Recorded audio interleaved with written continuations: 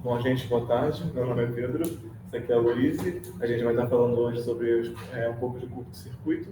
A gente vai estudar dois exercícios que envolvem o mesmo sistema. E a gente vai fugir um pouco do que o exercício fala e calcular um pouco mais de outros curtos além do que a gente foi pedindo. Aqui eu deixei um sumáriozinho na sequência que a gente vai falar um pouco. A gente vai fazer uma introdução, falar um pouco sobre o método analítico que eu usei. Vou falar um pouco do Anafaz e a Luísa vai complementar, continuando com o Simulite e a consolidação dos dados e a conclusão do nosso trabalho. Para começar, eu separei um slidezinho explicando um pouco sobre o que é curto-circuito, né? Que o curto-circuito a gente está estudando tanto aqui, vai ter tanto problema acontecendo.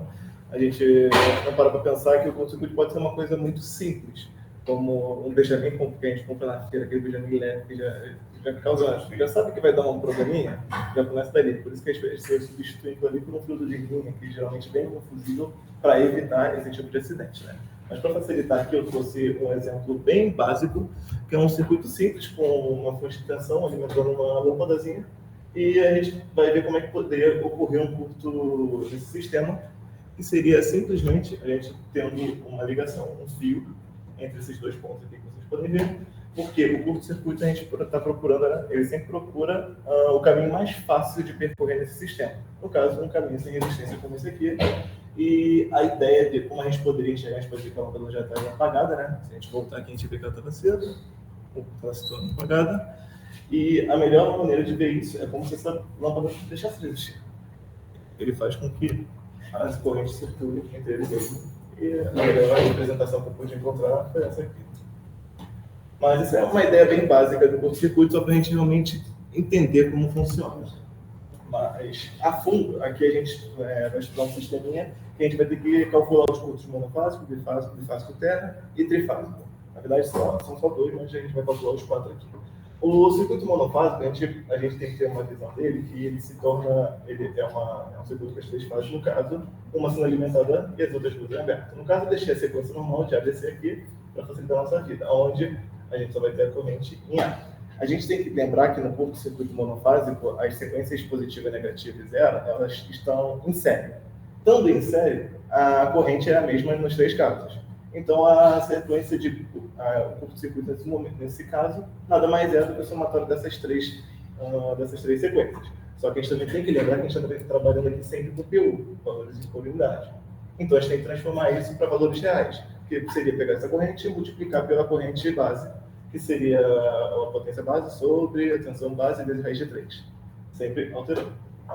Pedro, como é que você sabe que você tem que somar isso aí, no caso? No caso, a gente tem que lembrar sempre da regra aqui da transformação, que está aqui embaixo para vocês junto com o circuito. Em seguida, a gente tem o bifásico, que é um pouco diferente. A gente, no caso aqui, não tem alimentação na fase A, a gente tem na fase B, na fase C, e por consequência disso, a gente tem no circuito aqui do lado, a gente consegue perceber que a sequência negativa, a sequência positiva, é a sequência negativa com sinal negativo, porque a sequência zero não participa do circuito. Aqui outro tipo de representação que a gente vê é a sequência zero ali em sequência, mas em aberto, porque ela só ficaria fechada com em paralelo ali, que é o próximo caso que a gente vai ver, que é o trifásico, que é bifásico terra, perdão. E aqui para facilitar, eu deixei a fórmula de como a gente calcularia essa corrente. No bifásico terra, como eu disse para vocês, a sequência negativa e a sequência zero estão em paralelo. Eu deixei aqui para a gente ver, como a gente já falou agora há pouco, a forma de calcular a corrente nas três fases. Só que eu acho que uma ideia melhor da gente chegar a isso é realmente olhando o exercício e não decorando. Porque quando a gente olha um exercício desse tipo, a gente sabe que essas duas sequências estão em paralelo. Se elas estão em paralelo, a gente consegue calcular a impedância do circuito total, que seria o paralelo deles, mas o somatório de Z1 aqui, a sequência positiva, somando com o paralelo da sequência negativa com a zero. Com isso, a gente encontraria a corrente na sequência positiva. Pedro, e como é que eu vou calcular o resto? A gente tem que lembrar que na sequência, a tensão VA1 da sequência positiva é a mesma na sequência negativa e na sequência zero. Então, se a gente consegue calcular a corrente, a tensão nesse ponto, é só igual às outras duas, em cada circuito, e encontra a sua corrente. Porque a tensão que a gente consegue encontrar com a consideração dessa em cima da própria impedância. E, da mesma forma, todo esse circuito a gente está sempre botando em PU, tem que lembrar de multiplicar pela corrente de base. E por último, que a gente viu agora há pouco, é o circuito trifásico, né? O circuito trifásico, que a gente simplesmente pode é forte, né? A gente ignora as outras sequências, negativo e zero, e a gente calcula a corrente em cima da sequência positiva. Da mesma forma, tudo estando em PU, e a gente tem que transformar para valores reais. Aqui está realmente o exercício que a gente vai trabalhar um pouco. A gente tem que lembrar, até mesmo entender por conta dos simuladores, a sequência, quais deles estão aterrados, quais não estão, quais vão ficar em aberto, quais não vão ficar em aberto, depois de transformar eles para PU, e entender também aonde está a região de cada, a tensão de cada região desse circuito. Para isso, eu desenhei o mesmo, e para não ficar algo tão maçante, eu redesenhei a sequência positiva, negativa e zero, em valores de polaridade, e calculei o curto monofásico, bifásico, trifásico, no barramento 1. A gente tem que lembrar, se o curto está acontecendo, no caso aqui no barramento 1, a impedância total desse lado esquerdo, que eu chamei de Z1, aqui vocês podem ver, em paralelo com o somatório total dos Z2. Aí a gente encontrou o valor aí. Não estou 0,144, no caso. Não, na sequência positiva, negativa, é a mesma coisa da sequência positiva. Então não tem muito mistério. Agora, o que pega, como o professor falou para a gente agora há pouco, é a sequência zero. Por quê? A gente tem que ver aonde o transformador está aterrado e onde não está. Vocês podem ver que aqui está em dentro. Então esse lado fica em aberto, enquanto o Y aterrado a gente tem. Ele aqui, por isso que tem essa separação dos dois. A mesma coisa ocorre aqui para o Y estrela. Ou para o quê? Estrela. Vocês entenderam. Os dois ficam abertos porque eles não estão aterrados. Então se torna essa partezinha aqui em aberto. Né? Aí, Pedro, como é que você vai enxergar a sequência positiva e negativa, a sequência zero nesse caso? Quando o custo ocorre nesse ponto, a gente tem que lembrar que esse todo o saldo vai ser descartado porque não tem relação com ele, está aberto nesse ponto. Então seria só o somatório total aqui, sem esquecer do aterramento, que é 3, aqui no caso a gente multiplica, que, se eu não me engano é 0,05. Aí multiplicado por 3, pode esquecer. Aí ali está a resolução como eu deixei para vocês. Né? Como eu tinha falado, a sequência positiva, negativa e zero estão em série. A gente simplesmente só encontra o somatório dela, a soma Z1, Z2 de D0, divide pelo valor da tensão, que é o PU. Né?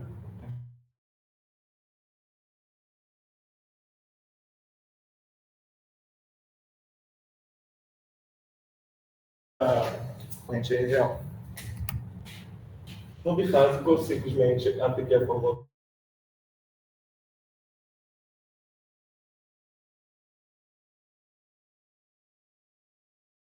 Ter, não ter. Eu vi alguns casos que tinham, outros casos que não tinham. Eu acho que é só simbólico, só a representação. Porque o importante realmente é que no bifásico termo que ele está em paralelo. Como eu falei para vocês, a gente consegue encontrar a tendência total desse circuito fazendo paralelo e somando com Z1. Então, a sequência positiva, negativa e a negativa de zero estão em paralelo. Com isso, eu encontrei a corrente na sequência positiva. Encontrei com a sequência positiva, eu encontrei a tensão, perdão, sequência positiva, só substituir essa tensão, porque elas são iguais, encontrei a corrente cada cara. Como é um bifásico terra, né, só tem a fase B e C nesse caso, a corrente de curto-circuito é o somatório das duas. E, por último, trifásico, esse aqui eu fui inovar e não sei porque eu não tinha necessidade. Eu estava usando um pouco do Edson Barros, a barra que o professor estava ensinando em casa. Eu acabei, tem um erro de digitação que eu só vi aqui durante a aula, inclusive, que foi na questão de curto.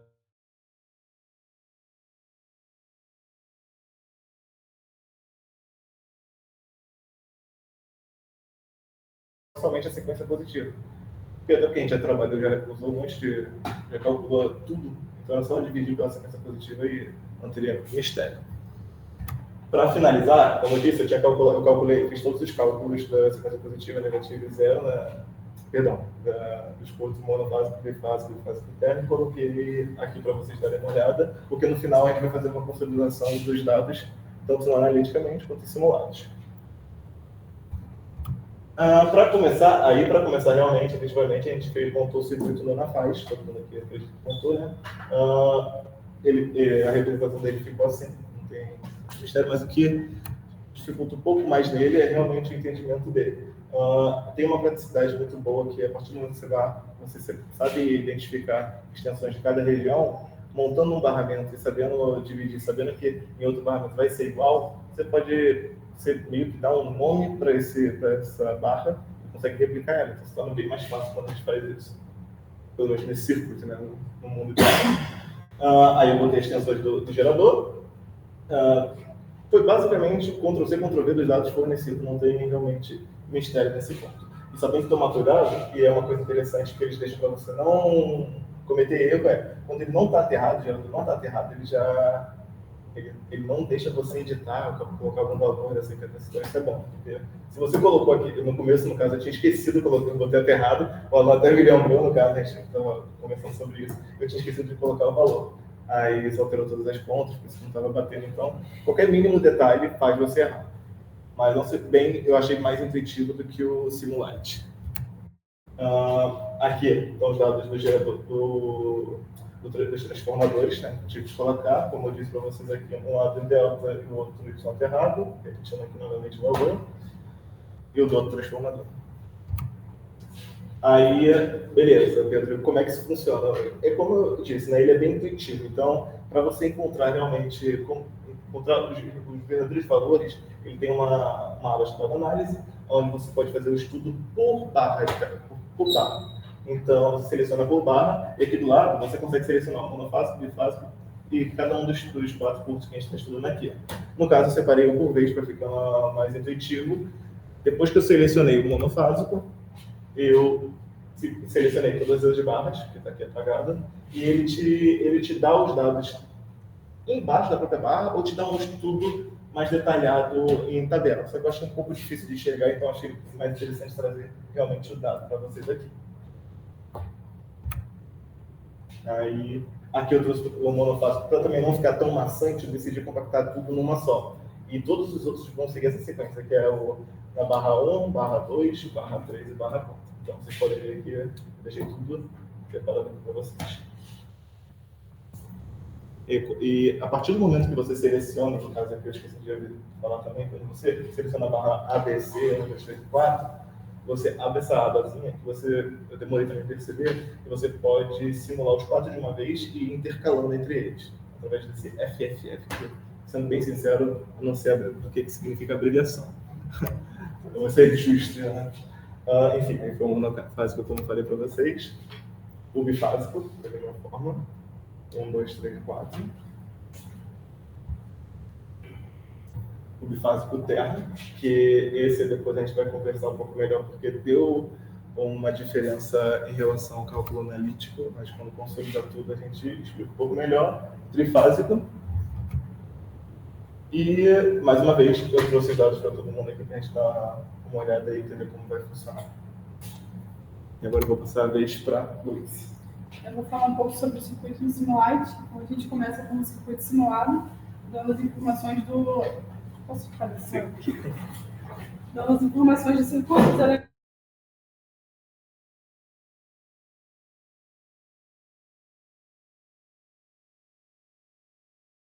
Em cima de transformadores, por barramento. Então, os dados estão em PU, apesar da imagem estar um pouco diferente aqui. Os dados estão em PU e os ângulos estão em graus. Então, a gente seleciona isso para todos os barramentos e transformadores. Na parte de edição dos geradores dos equipamentos, a gente insere os valores nominais. Então, aqui sem MVA, de potência, tensão de 20 kV, que era o que foi fornecido pelo exercício. E começamos a simulação dos circuitos. Nessa janelinha de curto-circuito, a gente pode selecionar qual tipo de curto a gente quer e ele vai dar as informações de tensão e corrente. Então, no circuito monofásico, é selecionado primeiro na fase A, ele apresenta todos os valores de tensão, corrente e potência, lembrando que todos os valores estão em PU e os valores de ângulo estão em graus. Esses vão ser passados para valores reais no final, nas tabelas que a gente vai apresentar. O circuito bifásico, a mesma coisa, a gente selecionou a opção de curto-circuitar de fase BC, nesse caso é o bifásico, ele não está conectado em terra ainda, e apresenta os valores de tensão e corrente para esse tipo de circuito em PU. No bifásico terra, mesmas fases B e C, conectadas dessa vez à terra. A gente pode ver aqui a defasagem, os valores de corrente e os ângulos. Novamente, para o circuito trifásico, a gente selecionou a opção de curto-circuitar as 3 fases e apresenta os valores. Lembrando que os valores no Simulite estavam todos em P1, então a gente fez a conversão para os valores reais e apresentou-nos em cada tipo de curto-circuito. É um slide mais informativo, a gente vai falar sobre isso na consolidação de dados, que é o próximo slide. E é um slide com muitas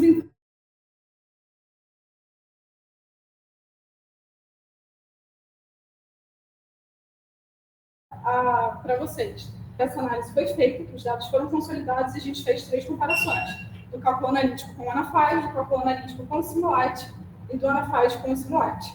A informação que eu quero pegar mais nesse slide é a de erro percentual, e é o que eu vou abordar agora nos próximos slides.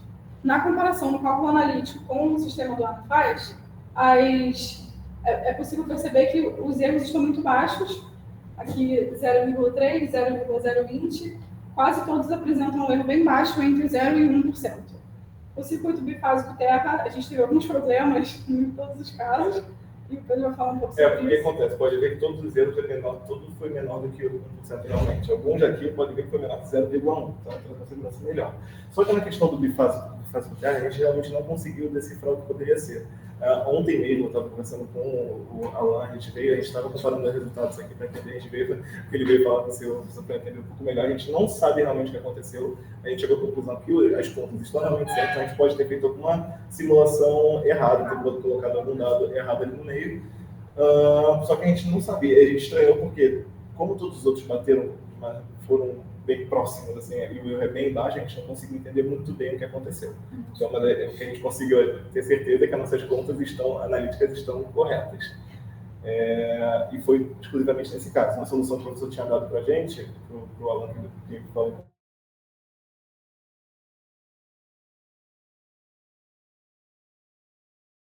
o que a gente tem no circuito, a gente consegue seria separar do barramento 3 em diante e fazer as contas do curso em cima dele. Depois do barramento 3 para descarta, no caso, antes do barramento 3 e faz os cálculos ali e vê se tudo bate. Se bater com as suas contas e bater a simulação, significa que foi erro nosso em alguma parte de lançar dados. Se errar, aí acho que é problema do programa e seria um troço muito mais sério. Nós discutimos e nos próximos slides a gente percebe também que esse circuito bifásico terra é o que apresenta a maior taxa de erro. Aqui, novamente, os valores são muito parecidos com o slide anterior, em comparação com o Anafaz. A taxa de erro do circuito trifásico é mais baixa. E na comparação do Anafaz com o Simulite, a taxa de erro é bem mais baixa do que nos outros. As casas decimais descem um pouquinho e a gente vê que nenhum deles chega a 0,1%. Todos eles estão abaixo disso, exceto o circuito bifásico terra. Olhando assim, parece que o erro pode ser grande, mas tem que sempre olhar a escala, porque é menor que 0,1. É menor que 0,0, então é realmente bem baixo. Bem baixo. Só o bifásico terra aqui. Por fim, a gente analisou os tipos de curto-circuito, monofásico, bifásico, bifásico terra e trifásico. E, como apresentado na consolidação de dados, a maioria dos dados que a gente encontrou e comparou estavam dentro de uma margem de erro aceitável para aplicado no nosso caso, que é entre 0% e 1%, e mostrou para a gente a aplicabilidade e importância dos programas no ensino da engenharia elétrica, como uma ferramenta que pode ser muito utilizada e para verificar informações e a gente entender os circuitos na prática.